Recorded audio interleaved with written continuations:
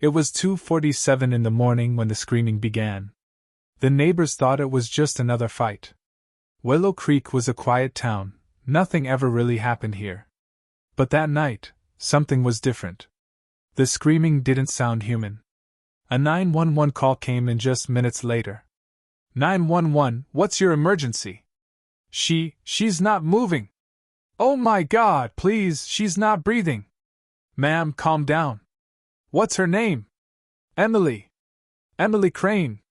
She stopped breathing right after the priest said. The call cut off. A loud crack of thunder. Static. When first responders arrived, they found 23-year-old Emily Crane on the bedroom floor. The room smelled like burnt candles and metal. The walls were covered in long, deep scratches, as if someone had been clawing to get out, or something had been clawing to get in. And next to her body, a small voice recorder was still running. Please, a faint voice said, shaking, broken. Please, it hurts, make it stop. Then, under that, another voice, deep, guttural, not human. She's ours now. That one line would haunt everyone who heard it. What really happened that night would go on to divide a town, a courtroom, and an entire country. Some said Emily was sick, trapped in her own mind. Others swore it was something far beyond medicine, something ancient and evil. To understand what happened on that stormy night in Willow Creek, we have to go back. Back to where it all began. 2 years earlier. Emily Crane was a normal college student at Willow Creek University. She studied psychology, worked part-time at a coffee shop, and loved sketching in her spare time. Her friends called her the calm one. Always smiling. Always kind. But during her sophomore year, something started to change. It began with noises. Soft at first, scratching in the walls like mice. Then whispers. Just on the edge of hearing. At first, she laughed it off. Told her roommate it was probably pipes or wind. But one night, the scratching got louder. She banged on the wall. And then, 3 knocks came back. She froze. It happened again the next night. And the night after that. Soon she stopped sleeping. Her notes from class grew erratic, filled with strange symbols and dark drawings, faces without eyes, shapes with too many limbs. Her friends tried to help. They said she was stressed. Overworked. But then came the smell. Rotten, like something dead. No one could find where it was coming from. They cleaned, they checked the vents, nothing helped. And then, one night, Emily called her best friend, Lisa. Lisa said she sounded terrified.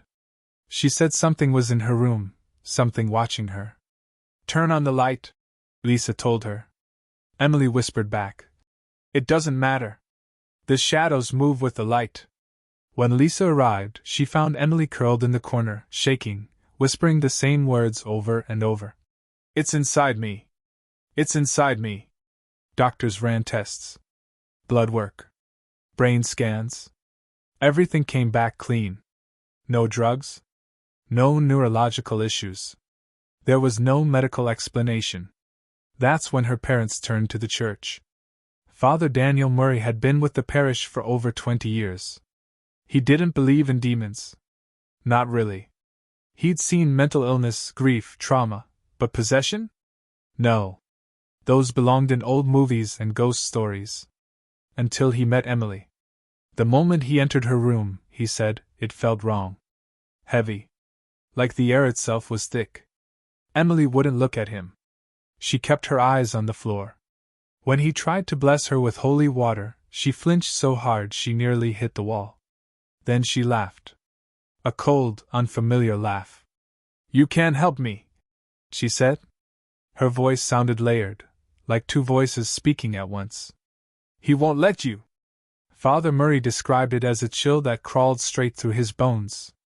He tried again the next day, just prayer this time. But each time he said the name Jesus, Emily's breathing would change. Her voice would deepen. Her parents begged for help. They said she was getting worse. She couldn't eat. She couldn't sleep. At night they heard her speaking in a language none of them knew. Father Murray asked the church for permission to perform an exorcism. It was denied. They told him to wait. But Emily didn't have time. By the following week, she stopped recognizing her parents altogether. She screamed when they touched her. She scratched the walls until her hands bled. Her mother said she woke up one night to the sound of furniture moving, only to find Emily standing on the bed, eyes wide open, whispering to something in the dark corner of the room. When her mother asked who she was talking to, Emily smiled and said, "He says your prayers don't work here." And that's when Father Murray decided to go against the rules. He set up a recorder, gathered his things, and prepared for the ritual. What happened next would become one of the most disturbing cases in Ohio history. And it all began at exactly 2:47 a.m. It was the night of February 18th, the night Father Daniel Murray broke the rules. The church had told him no. The bishop said there wasn't enough proof, that Emily needed psychiatric care, not an exorcism. But Father Murray couldn't wait any longer. He'd seen too much. He gathered his things, a crucifix, holy water, a Bible, and a small handheld recorder. He didn't tell the diocese. He didn't even tell the police. Only Emily's parents and her friend Lisa knew what he was about to do. The room was cold when they arrived. Not winter cold, deeper. Wrong. Emily was sitting on her bed, staring at the wall. Her skin looked pale, almost gray. Her lips were cracked. When she finally looked up, she smiled, but it wasn't the kind of smile you give to someone you know. It was like she was mocking them. "You came back," she said softly. "He's going to like you." Father Murray took a deep breath and opened his Bible. "In the name of the Father, the Son, and the Holy Spirit." Emily's body jerked violently. Her head tilted back, her mouth opened wide, and a sound came out that no one could explain. It wasn't a scream. It wasn't a voice. It was like something scraping against metal. Her father grabbed her shoulders, shouting her name. But she didn't look at him. Her eyes rolled back, showing only white. The priest continued, "The Lord rebuke you, unclean spirit." Emily laughed. It echoed through the house. Her voice dropped so low it didn't sound human anymore.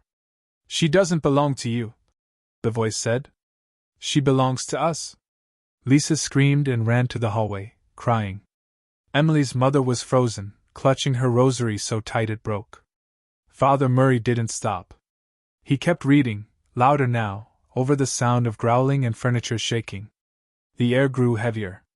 Candles flickered violently, their flames bending sideways as if something unseen was moving through the room. And then silence. Emily's body went still. Her breathing slowed. For a moment, they thought it was over. Until she turned her head, stared straight at Father Murray, and said in a soft, calm voice, "Do you want to know his name?" The priest hesitated. Emily leaned closer. Her voice dropped to a whisper. "He says you already do." Father Murray froze. He couldn't explain why, but her words hit something deep inside him, something he didn't want to admit. He said later that for a split second, it felt like she wasn't looking at him, but through him. Like she could see everything, every doubt, every sin, every secret. He started the prayer again, faster now, his voice trembling. Emily screamed, clawing at her own arms until her nails broke. Her father tried to hold her down, but she threw him off with a strength that didn't make sense for her small frame. And then the lights went out. The only sound left was the storm outside, rain slamming against the windows, wind howling through the cracks. When the lights flickered back, Emily was gone. She wasn't in the bed. She wasn't in the room. They found her standing in the hallway, her back to them, head tilted slightly like she was listening to something no one else could hear. "Emily," her mother whispered. "Please, honey, come back inside." Emily turned around slowly, her eyes black as ink. "You should have left me alone." She lunged. Screams filled the house. Her father grabbed her, shouting her name again and again, but she bit down on his arm so hard he had to pull away bleeding. Father Murray shouted, "In the name of Christ I command you." The recorder hit the floor, still running. Static. Then a single phrase, whispered between breaths. "He's coming." After that night, Emily was hospitalized. Her parents said she refused to eat, refused to talk. Doctors diagnosed her with extreme psychosis, but even sedated, she would wake up screaming. Father Murray tried to visit her, but the hospital denied access after what had happened.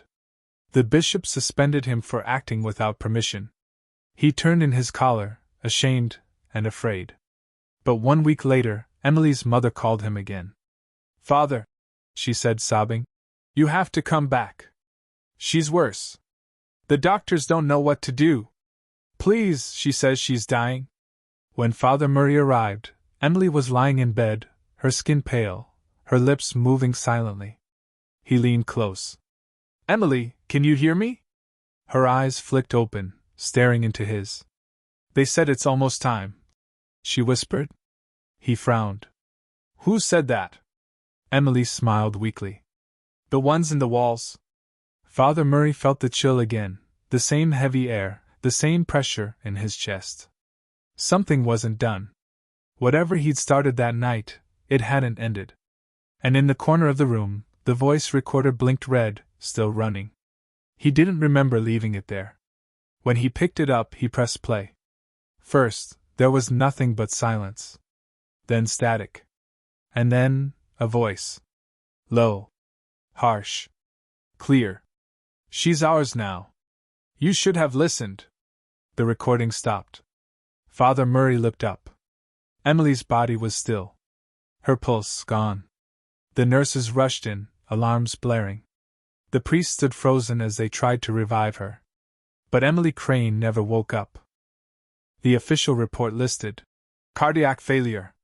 The doctors couldn't explain the bruises on her wrists, or the strange marks that appeared on her back just before she died, shapes that looked almost like letters. And that recording? It disappeared from evidence 2 days later. No one ever found out who took it.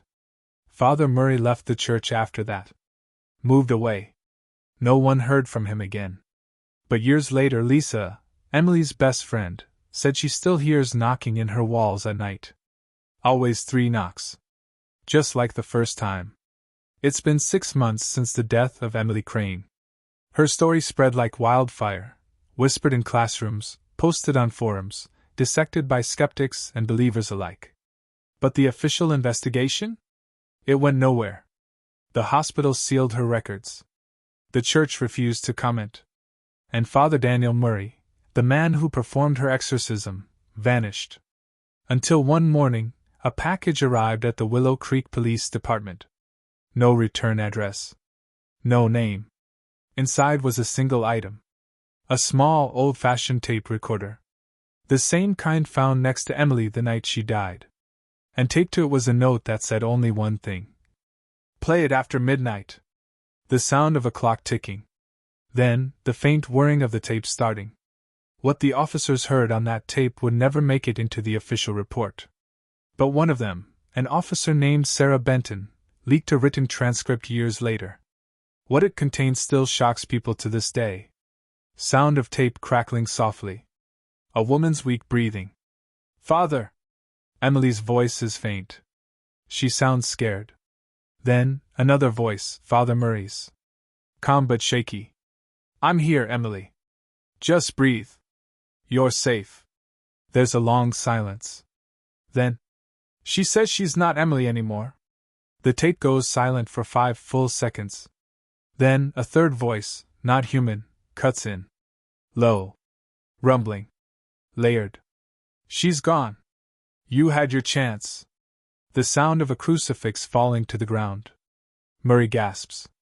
"You're lying," he says. "Am I?" The voice growls. "She begged you to stop. You made her stay." The tape distorts. The voice gets louder. "She's ours because of you." Then static. Screaming. And finally, nothing. That recording was never publicly released. But after it arrived, strange things began happening inside the police station. Officers reported hearing whispers when the building was empty. Files related to the case disappeared overnight. And the tape, the original one, vanished within a week. Officer Benton quit the force soon after. She moved 3 towns away and refused to speak about it again. But in her final interview, she said something chilling. "I don't know what I heard that night," she said, "but I know it wasn't human. And whatever it was, it didn't leave with Emily." Meanwhile, the Crane family tried to move on. Emily's room was sealed off, her belongings boxed up. But on the 1-year anniversary of her death, her mother said she started hearing something again. 3 knocks. Every night. Same time. 2:47 a.m. At first, she ignored it. Told herself it was the pipes. The wind. Anything but what she feared it could be. But then one morning, she found something strange on Emily's old nightstand, the Bible Father Murray had used during the exorcism. No one knew where it came from. Inside, on the last page, was a handwritten note in shaky letters. "Don't open the door. Lisa, Emily's best friend, never fully recovered. She started therapy, changed schools, tried to forget. But late one night, she got a call from an unknown number. She almost didn't answer. When she finally did, she heard faint breathing. Then a voice. Soft. Familiar. 'Lisa, it's me.' Lisa froze. 'Emily?' The voice paused. 'You shouldn't have left me.' Then the call ended. The number was traced. It came from a disconnected landline, inside Emily Crane's old house. Years later, a documentary crew reopened the case, trying to uncover the truth. They interviewed priests, psychologists, even paranormal experts. Everyone had their own theory. One said Emily suffered from extreme dissociative identity disorder. Another claimed it was a mix of sleep paralysis and hallucination. But one investigator, a retired priest named Father Callahan, said something that stuck. He had read Father Murray's old journals, which were found in a storage locker after his disappearance. The final entry read, "It wasn't about saving her. It was about saving me. I thought I could fight it. I was wrong. He followed me home." No one knows what happened to Father Murray after that. Some say he left the country. Others claim he was seen years later in a monastery in Montana, silent, frail, and unwilling to speak a word. But one thing is certain, every person connected to Emily Crane's case suffered strange events afterward. Lights flickering at night.